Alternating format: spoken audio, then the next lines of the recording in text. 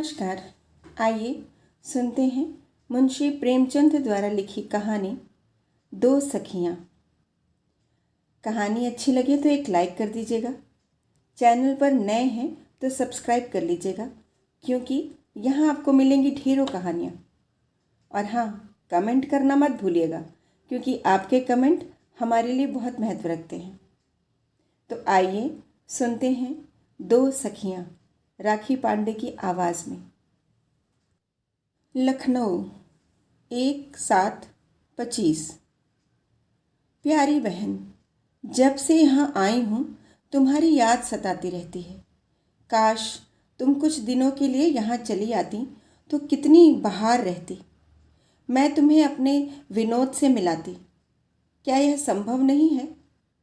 तुम्हारे माता पिता क्या तुम्हें इतनी आज़ादी भी न देंगे? मुझे तो आश्चर्य यही है कि बेड़ियां पहनकर तुम कैसे रह सकती हो। मैं तो इस तरह घंटे भर भी नहीं रह सकती। ईश्वर को धन्यवाद देती हूँ कि मेरे पिताजी पुरानी लकीर पीटने वालों में नहीं। वह उन नवीन आदर्शों के भक्त हैं जिन्होंने नारी जीवन को स्वर्ग बना दिया है। नहीं तो मैं कहीं की न रहती। विनोद हाल ही में इंग्लैंड से डीफिल होकर लौटे हैं और जीवन यात्रा आरंभ करने के पहले एक बार संसार यात्रा करना चाहते हैं। यूरोप का अधिकांश भाग तो वह देख चुके हैं, पर अमेरिका, ऑस्ट्रेलिया और एशिया की सैर किए बिना उन्हें चैन नहीं। मध्य एशिया और चीन का तो यह विशेष रूप से अध्ययन करना चाहते हैं। यूरोपियन यात्री जिन बातों की मीमांसा न कर सके, उन्हीं पर प्रकाश डालना इनका ध्येय है। सच कहती हूँ, चंदा ऐसा साहसी, ऐसा निर्भीक, ऐसा आदर्शवादी पुरुष मैंने कभी न देखा था। मैं तो उनकी बातें सुनकर चकित हो जाती हूँ। ऐसा कोई विषय नहीं है जिसका उन्हें पूरा ज्ञान न हो, जिसकी वह आलोचना न कर सकते हो। और यह केवल किताबी आलोचना नहीं होती, उसमें मौलिकता और नवीनता होती है। स्वतंत्रता के तो वह अनन्य उपासक हैं। ऐसे पुरुष की पत्नी बनकर ऐसी कौन सी स्त्री है जो अपने सौभाग्य पर गर्व न करे? बहन, तुमसे क्या कहूँ कि प्रातःकाल उन्हें अपने बंगले की ओर आते देखकर मेरे चित्त की क्या दशा हो जाती है। यह उन पर न्योछावर होने के लिए विकल हो जाता है। यह मेरी आत्मा में बस गए हैं। अपने पुरुष की मैंने मन में जो कल्पना की थी, उसमें और उनमें बाल बराबर भी अंतर नहीं।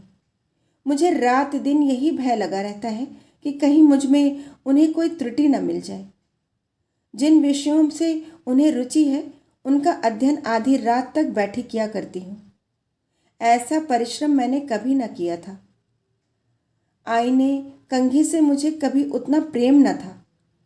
सुभाषितों को मैंने कभी इतने चाव से कंठ न किया था।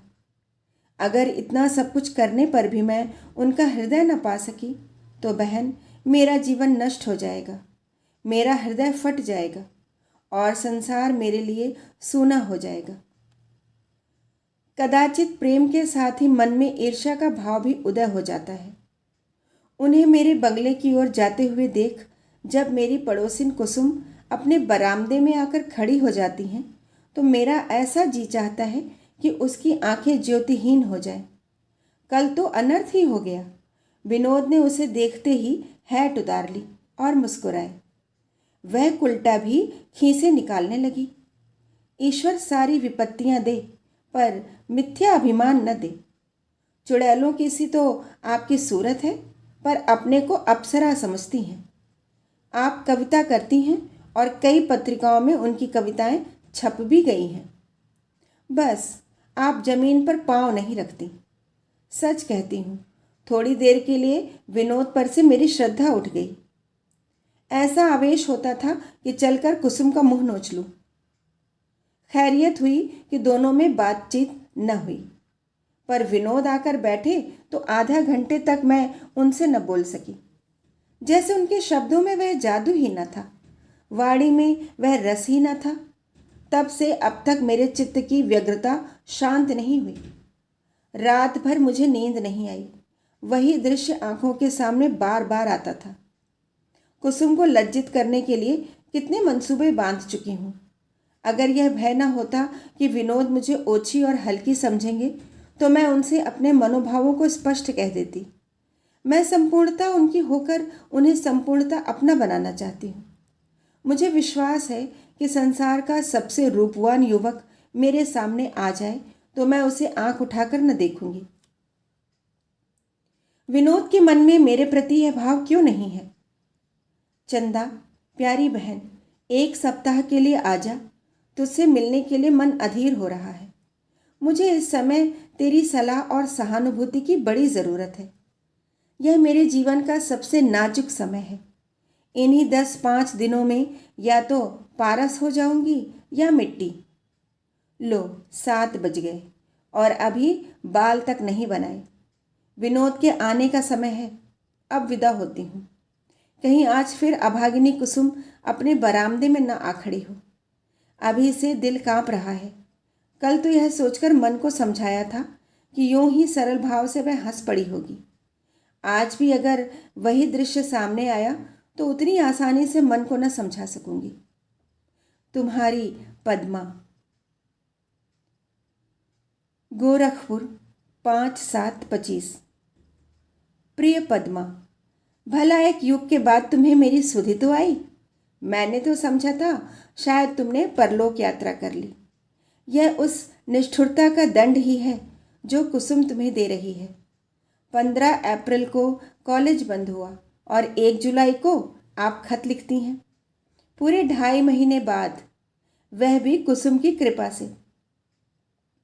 जिस कुसुम को तुम कोस रही हो उसे मैं आशीर्वाद दे रही हूँ।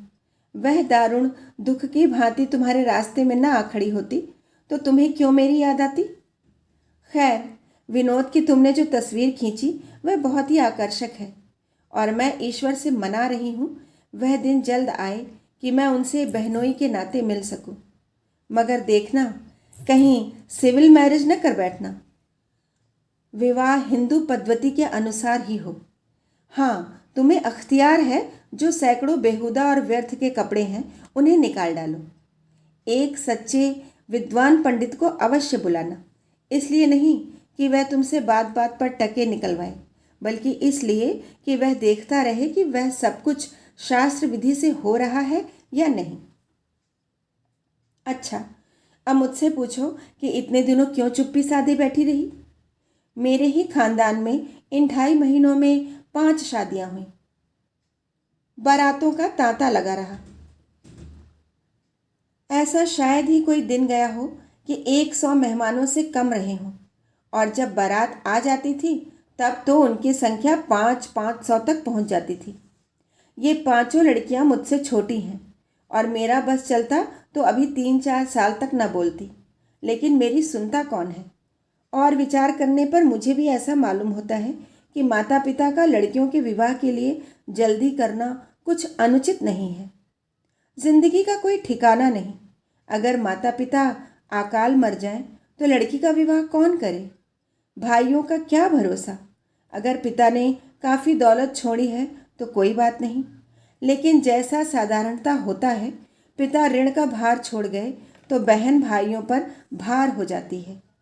यह भी अन्य कितने ही हिंदू रस्मों की भांति आर्थिक समस्या है, और जब तक हमारी आर्थिक दशा न सुधरेगी यह रस्म भी न मिटेगी। अब मेरे बलिदान की बारी है। आज के 15वें दिन यह घर मेरे लिए विदेश हो जाएगा। 2-4 महीने के लिए आऊंगी तो मेहमान की तरह। मेरे विनोद बनारसी हैं, अभी कानून पढ़ रहे हैं। उनके पिता नामी वकील हैं। सुनती हूँ कई गांव हैं, कई मकान हैं, अच्छी मर्यादा है। मैंने अभी तक वर को नहीं देखा। पिताजी ने मुझसे पूछवाया था कि इच्छा हो तो वर को बुला दो, पर मैंने कह दिया कोई ज़रूरत नहीं। कौन घर में बहू बने? है तकदीर ही का सौदा। न पिताजी ही किसी के मन में बैठ सकते हैं, न मैं ही। अगर 2-1 बार देख ही लेती, नहीं मुलाकात ही कर लेती, तो क्या हम दोनों एक दूसरे को परख लेते? यह किसी तरह संभव नहीं। ज़्यादा से ज़्यादा हम एक दूसरे का रंग रूप देख सकते हैं। इस विषय में मुझे विश्वास है कि पिताजी मुझसे कम संयत नहीं हैं। मेरे दोनों बड़े बहनोई सौंदर्य के पुतले न हों, पर कोई रमणी उनसे घृणा नहीं कर सकती। मेरी बहनें उनके साथ आनंद से जीवन बिता रही हैं। फिर पिताजी मेरे ही साथ क्यों अन्याय करेंगे? यह मैं मानती हूँ कि हमारे समाज में कुछ लोगों का वैवाहिक जीवन सुखकर नहीं है, लेकिन संसार में ऐसा कौन समाज है जिसमें दुखी परिवार न हो? और फिर हमेशा पुरुषों ही का दोष तो नहीं होता। बहुधा स्त्रियां भी विष की गांठ होती हैं। मैं तो विवाह को सेवा और त्याग का व्रत समझती हूँ और इसी भाव से उसका अभिवादन करती हूँ। हाँ, मैं तुम्हें विनोद से छीनना तो नहीं चाहती, लेकिन अगर 20 जुलाई तक तुम 2 दिन के लिए आ सको तो मुझे जिला लो। ज्यों ज्यों इस व्रत का दिन निकट आ रहा है, मुझे एक अज्ञात शंका हो रही है। मगर तुम खुद बीमार हो, मेरी दवा क्या करोगी? ज़रूर आना बहन। तुम्हारी चंदा। मंसूरी 5/8/25। प्यारी चंदा, सैकड़ों बातें लिखनी हैं, किस क्रम से शुरू करूं समझ में नहीं आता। सबसे पहले तुम्हारे विवाह के शुभ अवसर पर ना पहुंच सकने के लिए क्षमा चाहती हूँ। मैं आने का निश्चय कर चुकी थी। मैं और प्यारी चंदा के स्वयंवर में ना आऊं, मगर उसके ठीक 3 दिन पहले विनोद ने अपना आत्मसमर्पण करके मुझे ऐसा मुग्ध कर दिया कि फिर मुझे किसी की सुध ही ना रही। आह, वे प्रेम के अंतःस्थल से निकले हुए उष्ण, आवेश में और कंपित शब्द अभी तक कानों में गूंज रहे हैं। मैं खड़ी थी और विनोद मेरे सामने घुटने टेके हुए प्रेरणा, विनय और आग्रह के पुतले बने बैठे थे। ऐसा अवसर जीवन में एक ही बार आता है, केवल एक बार, मगर उसकी मधुर स्मृति किसी स्वर्ग संगीत की भांति जीवन के तार तार में व्याप्त रहता है। तुम उस आनंद का अनुभव कर सकोगी। मैं रोने लगी, कह नहीं सकती मन में क्या क्या भाव आए, पर मेरी आंखों से आंसुओं की धारा बहने लगी। कदाचित यही आनंद की चरम सीमा है। मैं कुछ कुछ निराश हो चली थी। 3-4 दिन से विनोद को आते जाते कुसुम से बातें करते देखती थी। कुसुम नित नए आभूषणों से सजी रहती थी, और क्या कहूँ। एक दिन विनोद ने कुसुम की एक कविता मुझे सुनाई और एक एक शब्द पर सिर धुनते रहे। मैं मानती तो हूँ ही, सोचा जब यह उस चुड़ैल पर लट्टू हो रहे हैं तो मुझे क्या गरज पड़ी है कि इनके लिए अपना सिर खपाऊं। दूसरे दिन वह सवेरे आए तो मैंने कहला दिया तबीयत अच्छी नहीं है। जब उन्होंने मुझसे मिलने के लिए आग्रह किया तब विवश होकर मुझे कमरे में आना पड़ा। मन में निश्चय करके आई थी, साफ कह दूंगी कि अब आप ना आया कीजिए, मैं आपके योग्य नहीं हूँ। मैं कवि नहीं, विदुषी नहीं, सुभाषिणी नहीं। एक पूरी स्पीच मन में उमड़ रही थी, पर कमरे में आई और विनोद के सतृष्ण नेत्र देखे, प्रबल उत्कंठा में कांपते हुए होंठ। बहन, उस आवेश का चित्रण नहीं कर सकती। विनोद ने मुझे बैठने भी न दिया। मेरे सामने घुटनों के बल फर्श पर बैठ गए और उनके आतुर उन्मत्त शब्द मेरे हृदय को तरंगित करने लगे। 1 सप्ताह तैयारियों में कट गया। पापा और मामा फूले न समाते थे और सबसे प्रसन्न थी कुसुम। यही कुसुम जिसकी सूरत से मुझे घृणा थी। अब मुझे ज्ञात हुआ कि मैंने उस पर संदेह करके उसके साथ घोर अन्याय किया। उसका हृदय निष्कपट है, उसमें ईर्ष्या नहीं है, न तृष्णा। सेवा ही उसके जीवन का मूल तत्व है। मैं नहीं समझती कि उसके बिना ये 7 दिन कैसे कटते। मैं कुछ खोई खोई सी जान पड़ती थी। कुसुम पर मैंने अपना सारा भार छोड़ दिया था। आभूषणों के चुनाव और सजाव, वस्त्रों के रंग और काट छांट के विषय में उसकी सुरुचि विलक्षण है। 8वें दिन जब उसने मुझे दुल्हन बनाया तो मैं अपना रूप देखकर चकित रह गई। मैंने अपने को कभी ऐसी सुंदरी न समझा था। गर्व से मेरी आंखों में नशा सा छा गया। उसी दिन संध्या समय विनोद और मैं 2 भिन्न जलधाराओं की भांति संगम पर मिलकर अभिन्न हो गए। विहार यात्रा की तैयारी पहले ही से हो चुकी थी। प्रातःकाल हम मंसूरी के लिए रवाना हो गए। कुसुम हमें पहुंचाने के लिए स्टेशन तक आई और विदा होते समय बहुत रोई। उसे साथ ले चलना चाहती थी, पर न जाने क्यों वह राजी न हुई। मंसूरी रमणीक है, इसमें संदेह नहीं। श्याम वर्ण मेघमालाएं पहाड़ियों पर विश्राम कर रही हैं।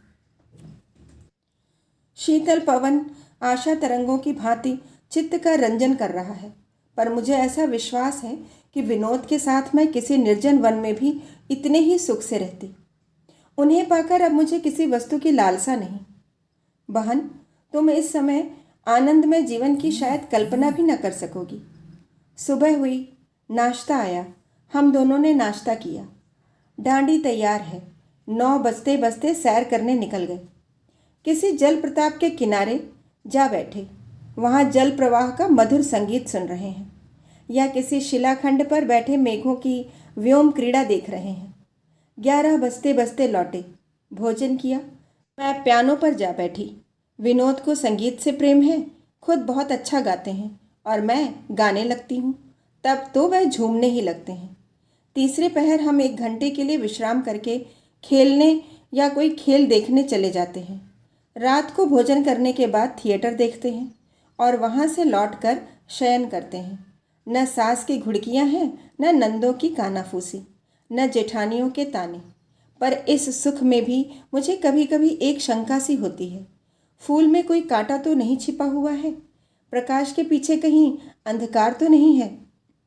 मेरी समझ में नहीं आता ऐसी शंका क्यों होती है। अरे, यह लो 5 बज गए। विनोद तैयार हैं, आज टेनिस का मैच देखने जाना है। मैं भी जल्दी से तैयार हो जाऊं, शेष बातें फिर लिखूंगी।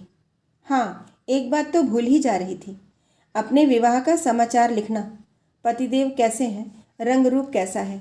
ससुराल गई या अभी मायके में ही हो? ससुराल गई तो वहाँ के अनुभव अवश्य लिखना। तुम्हारी खूब नुमाइश हुई होगी। घर, कुटुंब और मोहल्ले की महिलाओं ने घूंघट उठा उठाकर खूब मुंह देखा होगा। खूब परीक्षा हुई होगी।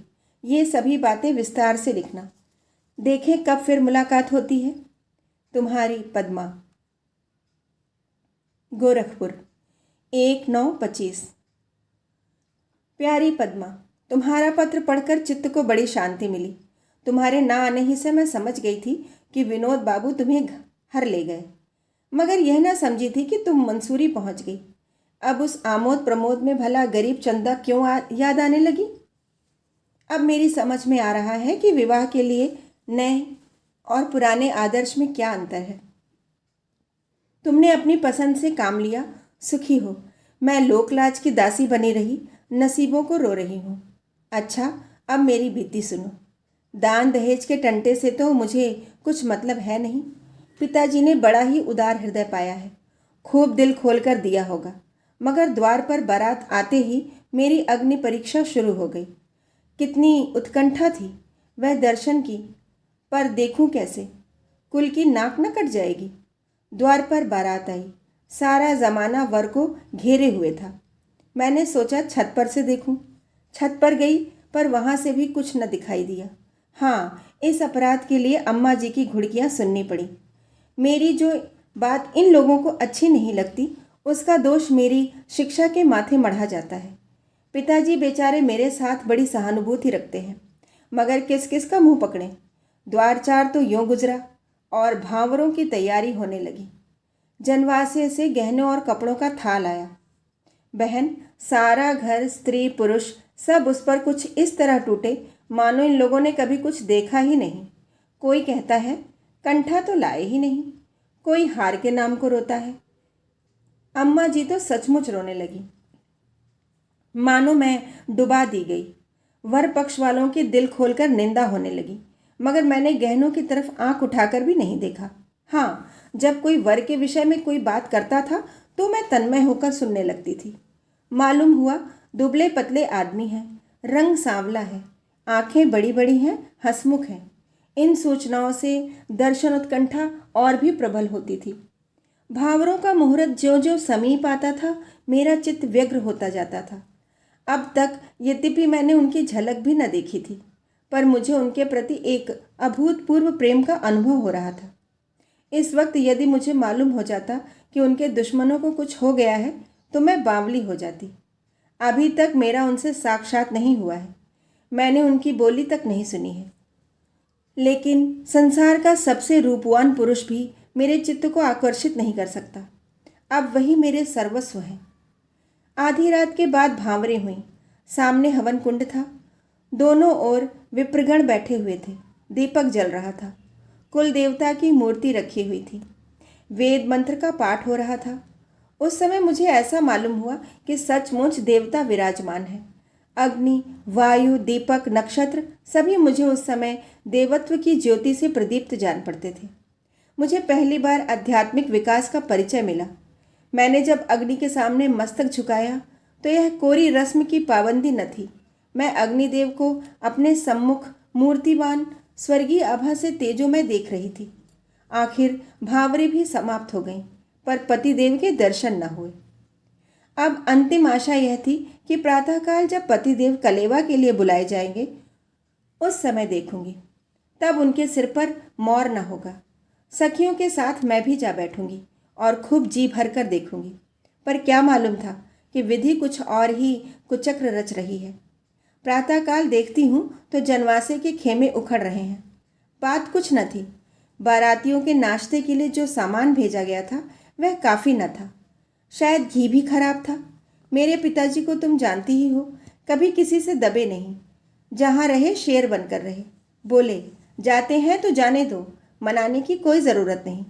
कन्या पक्ष का धर्म है बारातियों का सत्कार करना, लेकिन सत्कार का यह अर्थ नहीं कि धमकी और रोब से काम लिया जाए, मानो किसी अफसर का पड़ाव हो। अगर वह अपने लड़के की शादी कर सकते हैं तो मैं भी अपनी लड़की की शादी कर सकता हूँ। बारात चली गई और मैं पति के दर्शन न कर सकी। सारे शहर में हलचल मच गई। विरोधियों को हंसने का अवसर मिला। पिताजी ने बहुत सामान जमा किया था, वह सब खराब हो गया। घर में जिसे देखिए मेरे ससुराल की निंदा कर रहा है।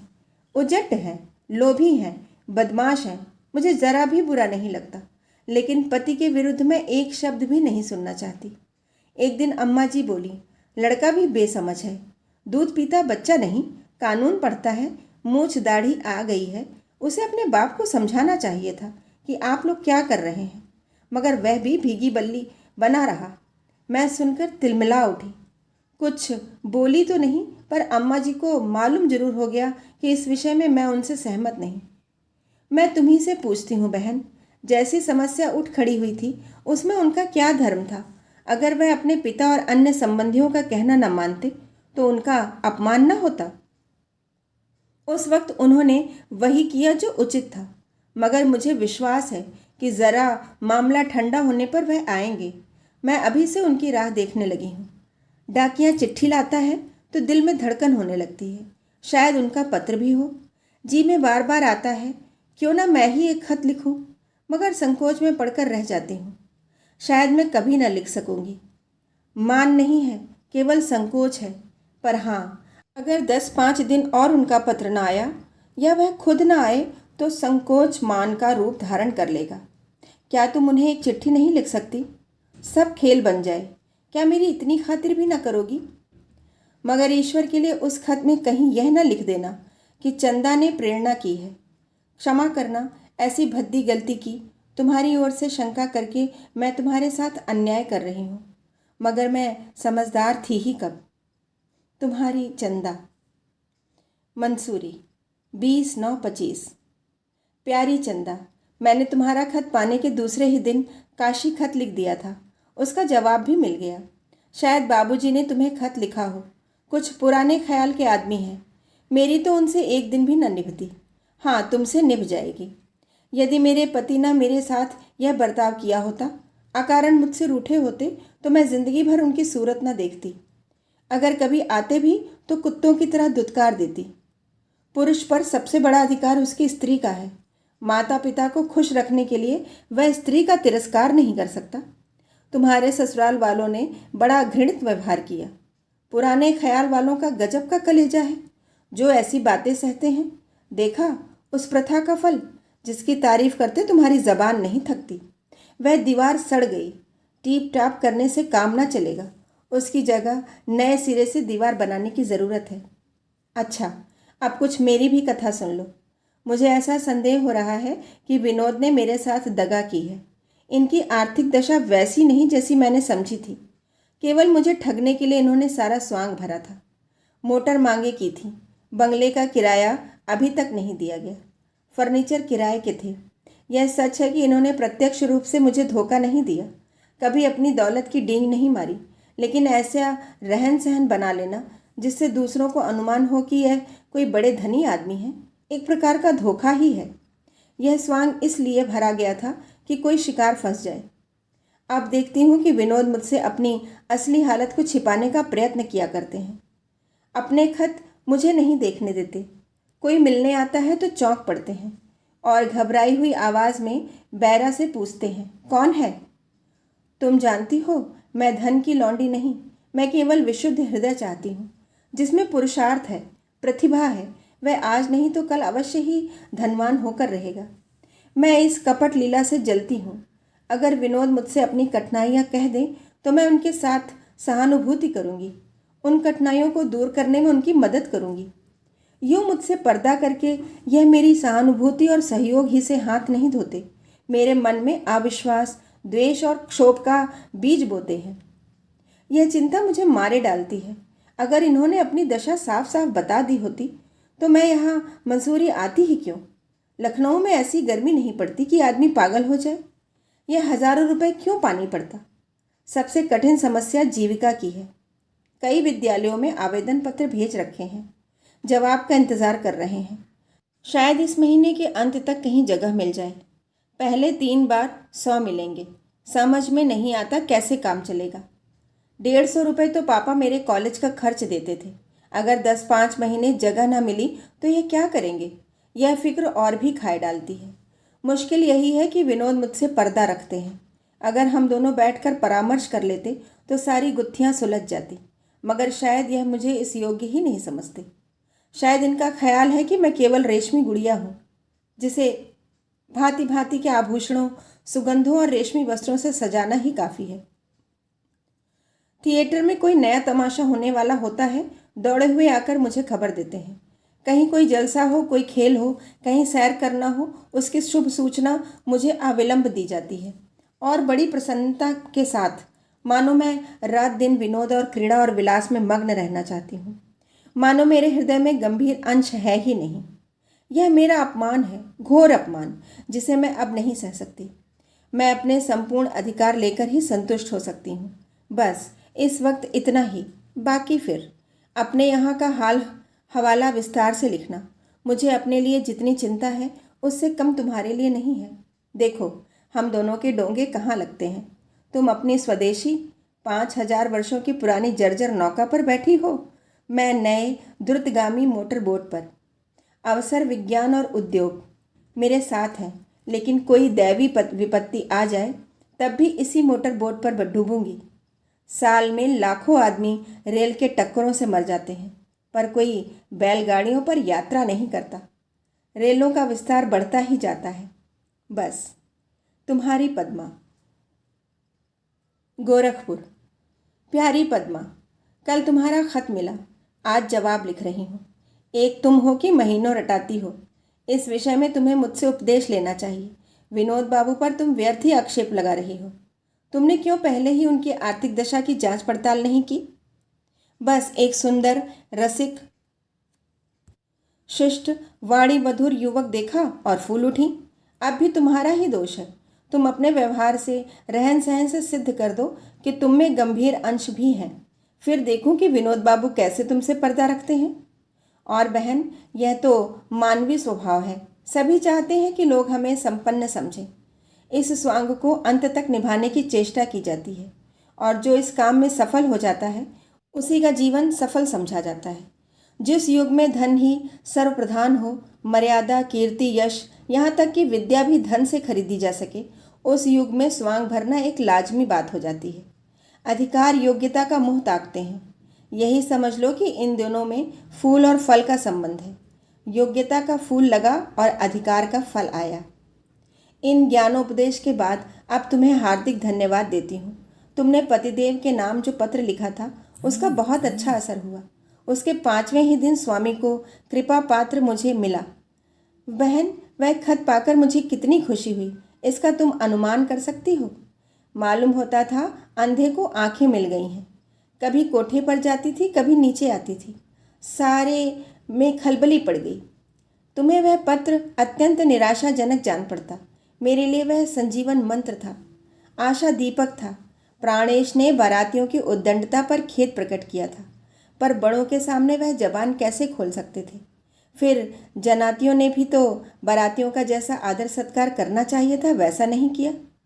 अंत में लिखा था, प्रिय, तुम्हारे दर्शनों की कितनी उत्कंठा है, लिख नहीं सकता।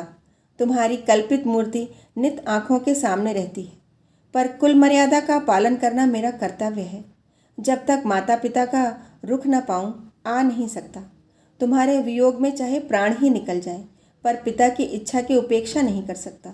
हाँ, एक बात का दृढ़ निश्चय कर चुका हूँ, चाहे इधर की दुनिया उधर हो जाए, कपूत कहलाऊँ, पिता के कोप का भागी बनूँ, घर छोड़ना पड़े, पर अपनी दूसरी शादी न करूँगा।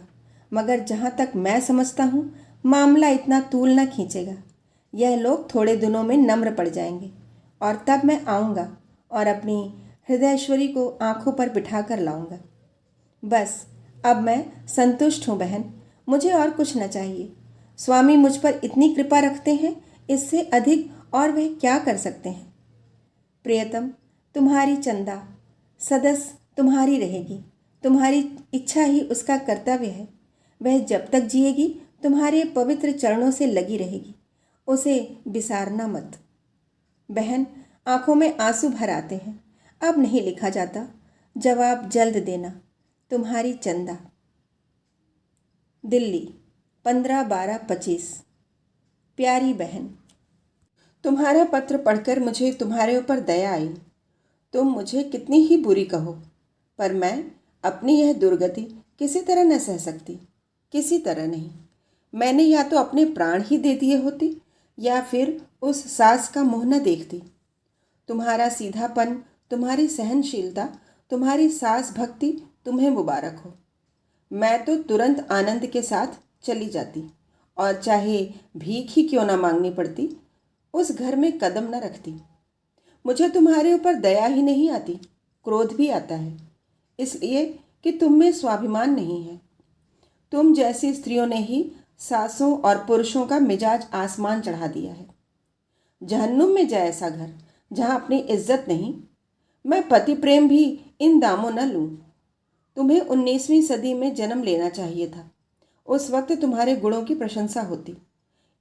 इस स्वाधीनता और नारी स्वत्व में के नवयुग में तुम केवल प्राचीन इतिहास हो। यह सीता और दमयंती का युग नहीं। पुरुषों ने बहुत दिनों तक राज किया, अब स्त्री जाति का राज होगा। मगर अब तुम्हें अधिक न कोसूंगी। अब मेरा हाल सुनो।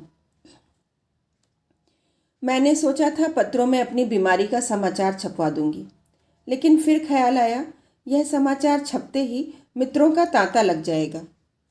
कोई मिजाज पूछने आएगा, कोई देखने आएगा। फिर मैं क्यों, कोई रानी तो हूँ नहीं जिसकी बीमारी का बुलेटिन रोजाना छापा जाए। न जाने लोगों के दिल में कैसे कैसे विचार उत्पन्न हो। यह सोचकर मैंने पत्र में छपवाने का विचार छोड़ दिया। दिन भर मेरे चित्त की क्या दशा रही, लिख नहीं सकती। कभी मन में आता जहर खा लूं, कभी सोचती कहीं उड़ जाऊं। विनोद के संबंध में भांति भांति की शंकाएं होने लगी। अब मुझे ऐसी कितनी ही बातें याद आने लगी जब मैंने विनोद के प्रति उदासीनता का भाव दिखाया था। मैं उनसे सब कुछ लेना चाहती थी, देना कुछ न चाहती थी। मैं चाहती थी कि वह आठों पहर भ्रमर की भांति मुझ पर मंडराते रहें, पतंग की भांति मुझे घेरे रहें। उन्हें किताबों और पत्रों में मग्न बैठे देखकर मुझे झुंझलाहट होने लगती थी। मेरे अधिकांश समय अपने ही बनाव सिंगार में कटता था। उनके विषय में मुझे कोई चिंता ही न होती थी। अब मुझे मालूम हुआ कि सेवा का महत्व रूप से कहीं अधिक है। रूप मन को मुग्ध कर सकता है, पर आत्मा को आनंद पहुंचाने वाली कोई दूसरी ही वस्तु है। इस तरह एक हफ्ता गुजर गया। मैं प्रातःकाल मैके जाने की तैयारी कर रही थी। यह घर फाड़े खाता था कि सहसा डाकिये ने मुझे एक पत्र ला कर दिया। मेरा हृदय धक धक करने लगा। मैंने कांपते हुए हाथों से पत्र लिया, पर सिरनामे पर विनोद की परिचित हस्तलिपि न थी। लिपि किसी स्त्री की थी, इसमें संदेह न था, पर मैं उससे सर्वथा अपरिचित थी। मैंने तुरंत पत्र खोला और नीचे की तरफ देखा तो चौंक पड़ी। वह कुसुम का पत्र था। मैंने एक ही सांस में सारा पत्र पढ़ लिया। लिखा था, बहन, विनोद बाबू 3 दिन यहाँ रहकर बम्बई चले गए। शायद विलायत जाना चाहते हैं। 3-4 दिन बम्बई रहेंगे। मैंने बहुत चाहा ताकि उन्हें दिल्ली वापस कर दूं, पर वह किसी तरह न राजी हुए। तुम उन्हें नीचे लिखे पते से तार दे दो। मैंने उनसे यह पता पूछ लिया था। उन्होंने मुझे ताकीद कर दी थी कि इस पते को गुप्त रखना, लेकिन तुमसे क्या पड़ता। तुम तुरंत तार दे दो, शायद रुक जाएं। वह बात क्या हुई? विनोद ने तो बहुत पूछने पर भी नहीं बताया, पर वह दुखी बहुत थे। ऐसे आदमी को भी तुम अपना न बना सकी, इसका मुझे आश्चर्य है, पर मुझे इसके पहले ही शंका थी। रूप और गर्व में दीपक और प्रकाश का संबंध है। मैंने पत्र रख दिया और उसी वक्त विनोद के नाम तार भेज दिया कि बहुत बीमार हूँ, तुरंत आओ। मुझे आशा थी कि विनोद तार द्वारा जवाब देंगे, लेकिन सारा दिन गुजर गया और कोई जवाब न आया। बंगले के सामने से कोई साइकिल निकलती तो मैं तुरंत उसकी ओर ताकने लगती थी कि शायद तार का चपरासी हो। रात को भी मैं तार का इंतज़ार करती रही। तब मैंने अपने मन को इस विचार से शांत किया कि विनोद आ रहे हैं, इसलिए तार भेजने की ज़रूरत न समझी। अब मेरे मन में फिर शंकाएं उठने लगी। विनोद कुसुम के पास क्यों गए? कहीं कुसुम से उन्हें प्रेम तो नहीं है? कहीं उसी प्रेम के कारण तो वह मुझसे विरक्त नहीं हो गए? कुसुम कोई कौशल तो नहीं कर रही है? उसे विनोद को अपने घर ठहराने का अधिकार ही क्या था? इस विचार से मेरा मन बहुत क्षुब्ध हो उठा। कुसुम पर क्रोध आने लगा। अवश्य दोनों में बहुत दिनों से पत्र व्यवहार होता रहा होगा। मैंने फिर कुसुम का पत्र पढ़ा और अब की उसके प्रत्येक शब्द में मेरे लिए कुछ सोचने की सामग्री रखी हुई थी। निश्चय किया कि कुसुम को एक पत्र लिखकर खूब कोसूं। आधा पत्र लिख भी डाला, पर उसे फाड़ डाला। उसी वक्त विनोद को एक पत्र लिखा।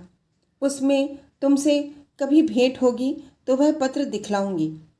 जो कुछ मुंह में आया बक डाला, लेकिन इस पत्र की भी वही दशा हुई जो कुसुम के पत्र की हुई थी।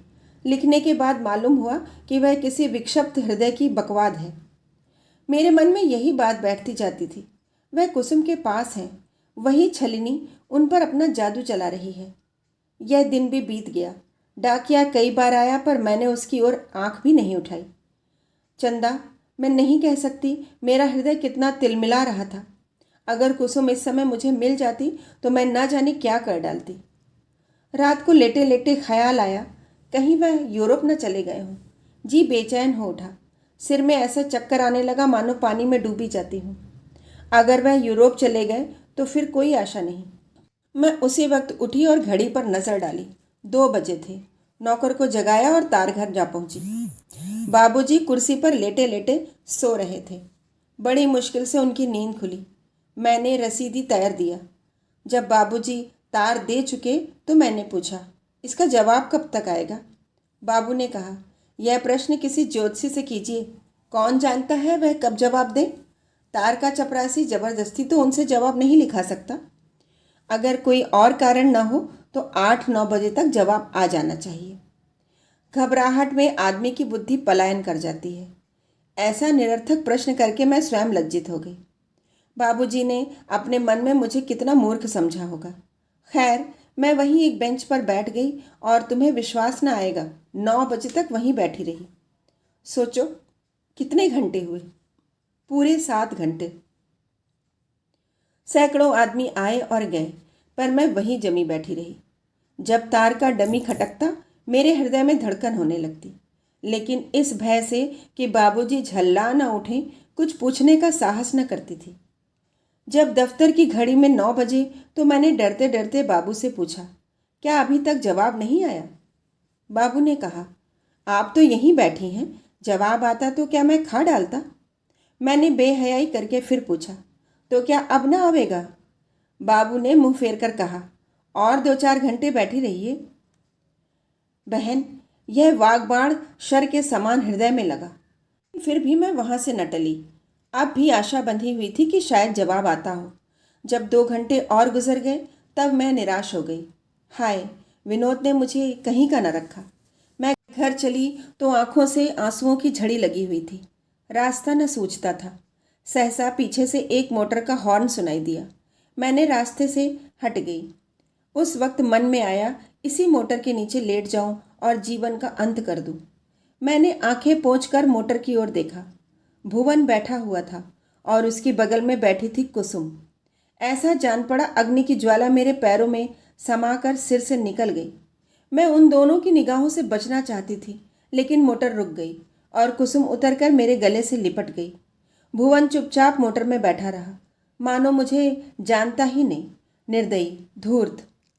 कुसुम ने पूछा, मैं तो तुम्हारे पास जाती थी बहन, वहाँ से कोई खबर आई? मैंने बात टालने के लिए कहा, तुम कब आई? भुवन के सामने मैं अपनी विपत्ति कथा न कहना चाहती थी। कुसुम, आओ कार में बैठ जाओ। नहीं, मैं चली जाऊंगी। अवकाश मिले तो एक बार चली आना। कुसुम ने मुझसे आग्रह न किया, कार में बैठकर चल दी। मैं खड़ी ताकती रह गई। यह वही कुसुम है या कोई और? कितना बड़ा अंतर हो गया है। मैं घर चली तो सोचने लगी, भुवन से इसकी जान पहचान कैसे हुई? कहीं ऐसा तो नहीं है कि विनोद ने इसे मेरी टोह लेने को भेजा हो? भुवन से मेरे विषय में कुछ पूछने तो नहीं आई है? मैं घर पहुंचकर बैठी ही थी कि कुसुम आ पहुंची। अब कि वह मोटर में अकेली न थी, विनोद बैठे हुए थे। मैं उन्हें देखकर ठिठक गई। चाहिए तो यह था कि मैं दौड़कर उनका हाथ पकड़ लेती और मोटर से उतार लेती, लेकिन मैं जगह से हिली तक नहीं। मूर्ति की भांति अचल बैठी रही। मेरी मननी प्रकृति अपना उद्दंड स्वरूप दिखाने के लिए विकल हो उठी। एक क्षण में कुसुम ने विनोद को उतारा और उनका हाथ पकड़े हुए ले आई।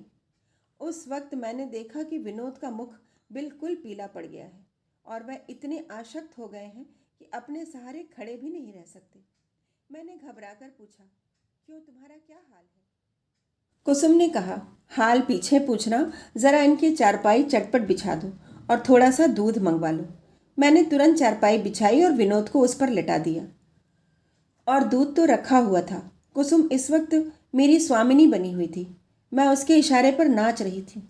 चंदा, इस वक्त मुझे ज्ञात हुआ कि कुसुम पर विनोद को जितना विश्वास है वह मुझ पर नहीं।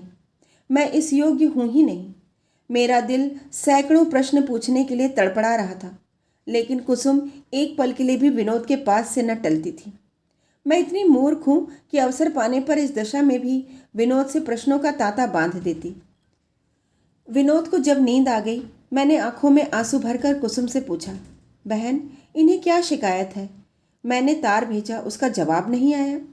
रात 2 बजे एक ज़रूरी और जवाबी तार भेजा। 10 बजे तक तार घर बैठी जवाब की राह देखती रही। वहीं से लौट रही थी जब तुम रास्ते में मिली। यह तुम्हें कहाँ मिल गए? कुसुम मेरा हाथ पकड़कर दूसरे कमरे में ले गई और बोली, पहले तुम यह बताओ कि भुवन का क्या मामला था? देखो, साफ कहना। मैंने आपत्ति करते हुए कहा, कुसुम, तुम यह प्रश्न पूछकर मेरे साथ अन्याय कर रही हो। तुम्हें खुद समझ लेना चाहिए था कि इस बात में कोई सार नहीं है। विनोद को केवल भ्रम हो गया, बिना किसी कारण के। हाँ, मेरी समझ में तो कोई कारण न था। मैं इसे नहीं मानती। यह क्यों नहीं कहती कि विनोद को जलाने, चढ़ाने और जगाने के लिए तुमने यह स्वांग रचा था? कुसुम की सूझ पर चकित होकर मैंने कहा, वह तो केवल दिल लगी थी। तुम्हारे लिए दिल लगी थी, विनोद के लिए वज्रपात था। तुमने इतने दिनों उनके साथ रहकर भी उन्हें नहीं समझा। तुम्हें अपने बनाव संवार के आगे उन्हें समझने की फुर्सत कहाँ? कदाचित तुम समझती हो कि तुम्हारी यह मोहनी मूर्ति ही सब कुछ है। मैं कहती हूँ इसका मूल्य 2-4 महीने के लिए हो सकता है। स्थायी वस्तु कुछ और ही है। मैंने अपनी भूल स्वीकार करते हुए कहा, विनोद को मुझसे कुछ पूछना तो चाहिए था। कुसुम ने हंसकर कहा, यही तो वह नहीं कर सकते। तुमसे ऐसी बात पूछना उनके लिए असंभव है। वह उन प्राणियों में है जो स्त्री की आंखों से गिरकर जीते नहीं रह सकते। स्त्री या पुरुष किसी के लिए भी वह किसी प्रकार का धार्मिक या नैतिक बंधन नहीं रखना चाहते। वह प्रत्येक प्राणी के लिए पूर्ण स्वाधीनता के समर्थक है। मन और इच्छा की सेवा वह कोई बंधन स्वीकार नहीं करते। इस विषय पर मेरी उनसे खूब बातें हुई हैं। खैर, मेरा पता उन्हें मालूम था ही। यहाँ से सीधे मेरे पास पहुँचे। मैं समझ गई कि आपस में पटी नहीं। मुझे तुम्हीं पर संदेह हुआ। मैंने पूछा, क्यों? मुझ पर तुम्हें क्यों संदेह हुआ? इसलिए कि मैं तुम्हें पहले देख चुकी थी। अब तो तुम्हें मुझ पर संदेह नहीं? नहीं, मगर इसका कारण तुम्हारा संयम नहीं, परंपरा है। मैं इस समय स्पष्ट बातें कर रही हूँ, इसके लिए क्षमा करना। नहीं, विनोद से तुम्हें जितना प्रेम है उससे अधिक अपने आप से है। कम से कम 10 दिन पहले यही बात थी, अन्यथा यह नौबत ही क्यों आती। विनोद यहाँ से सीधे मेरे पास गए और 2-3 दिन रहकर बम्बई चले गए। मैंने बहुत पूछा पर कुछ बतलाया नहीं। वहाँ उन्होंने एक दिन विष खा लिया। मेरे चेहरे का रंग उड़ गया। बम्बई पहुँचते ही उन्होंने मेरे पास एक खत लिखा था। उसमें यहाँ की सारी बातें लिखी थी और अंत में लिखा था, मैं इस जीवन से तंग आ गया हूँ। अब मेरे लिए मौत के सिवा और कोई उपाय नहीं है। मैंने एक ठंडी सांस ली। मैं यह पत्र पाकर घबरा गई और उसी वक्त बम्बई रवाना हो गई। जब वहाँ पहुँची तो विनोद को मरणासन पाया। जीवन की कोई आशा नहीं थी। मेरे एक संबंधी वहाँ डॉक्टरी करते हैं। उन्हें लाकर दिखाया तो वह बोले, इन्होंने जहर खा लिया है। तुरंत दवा दी गई। 3 दिन तक डॉक्टर साहब न दिन को दिन और रात को रात न समझा, और मैं तो एक क्षण के लिए विनोद के पास से न हटी। 12 दिन इनकी आँख खुली। तुम्हारा पहला तार मुझे मिला था, पर उसका जवाब देने की किसे फुर्सत थी। 3 दिन और बम्बई रहना पड़ा। विनोद इतने कमज़ोर हो गए थे कि इतना लंबा सफ़र करना उनके लिए असंभव था। चौथे दिन मैंने जब उनसे यहाँ आने का प्रस्ताव किया तो बोले, मैं अब वहाँ न जाऊँगा।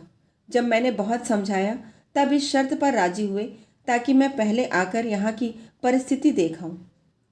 मेरे मुँह से निकला, हाँ ईश्वर, मैं ऐसी अभागिनी हूँ।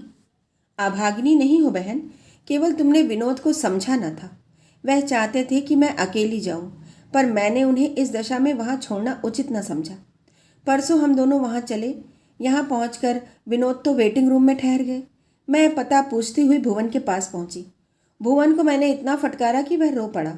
उसने मुझसे यहाँ तक कह डाला कि तुमने उसे बुरी तरह दुत्कार दिया है। आँखों का बुरा आदमी है, पर दिल का बुरा नहीं। उधर से जब मुझे संतोष हो गया और रास्ते में तुमसे भेंट हो जाने पर रहा सहा भ्रम भी दूर हो गया, तो मैं विनोद को तुम्हारे पास लाई। अब तुम्हारी वस्तु तुम्हें सौंपती हूँ। मुझे आशा है इस दुर्घटना ने तुम्हें इतना सचेत कर दिया होगा कि फिर नौबत ना आएगी। आत्मसमर्पण करना सीखो। भूल जाओ कि तुम सुंदरी हो। आनंदमय जीवन का यही मूल मंत्र है। मैं डींग नहीं मारती, लेकिन चाहूँ तो आज विनोद को तुमसे छीन सकती हूँ। लेकिन रूप में मैं तुम्हारे तलुओं के बराबर भी नहीं। रूप के साथ अगर तुम सेवा भाव धारण कर सको तो तुम अजेय हो जाओगी। मैं कुसुम के पैरों पर गिर पड़ी और रोती हुई बोली, बहन, तुमने मेरे साथ जो उपकार किया है उसके लिए मरते दम तक तुम्हारी ऋणी रहूंगी। तुमने ना सहायता की होती तो आज न जाने क्या गति होती। बहन, कुसुम कल चली जाएगी। मुझे तो अब वह देवी सी दिखती है। जी चाहता है उसके चरण धो धो कर पीऊँ। उसके हाथों मुझे विनोद ही नहीं मिले हैं, सेवा का सच्चा आदर्श और स्त्री का सच्चा कर्तव्य ज्ञान भी मिला है। आज से मेरे जीवन का नवयुग आरंभ होता है, जिसमें भोग और विलास की नहीं, सहृदयता और आत्मीयता की प्रधानता होगी। तुम्हारी पद्मा। कहानी सुनने के लिए बहुत बहुत धन्यवाद।